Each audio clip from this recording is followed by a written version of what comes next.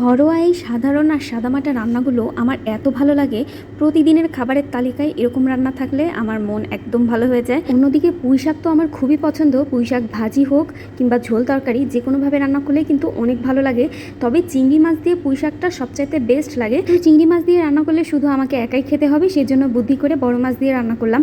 আর বড় মাছ দিয়েও কিন্তু পুঁই শাক রান্না অনেক মজা হয়। তবে পুঁই শাকের ঝোলের মধ্যে যদি একটু আলু অ্যাড করে দেওয়া যায় তাহলে কিন্তু তরকারির স্বাদ আরও বেড়ে যায়, কারণ আলুর কারণে ঝোলটা একটু ঘন হয়। আমি বড় মাছের পিসগুলোকে প্রথমে ভেজে একটা পাশে উঠায় রাখলাম, আর এবার আলু আর পুঁই শাকটাকে খুব ভালোভাবে কষায় নিয়ে তারপর এর মধ্যে আমি মাছগুলোকে অ্যাড করে দিলাম। আর মাছগুলোকে অ্যাড করে দিয়ে তারপর সামান্য একটু কিছুক্ষণ কষায় নিব। তারপর কষানো হয়ে গেলে এর মধ্যে পর্যাপ্ত ঝোল অ্যাড করে দিব। আর ঝোলটা অ্যাড করে দিয়ে কিছুক্ষণ একটু রান্না করে তার মধ্যে আমি ভাজা জিরার গুঁড়া অ্যাড করে দিব।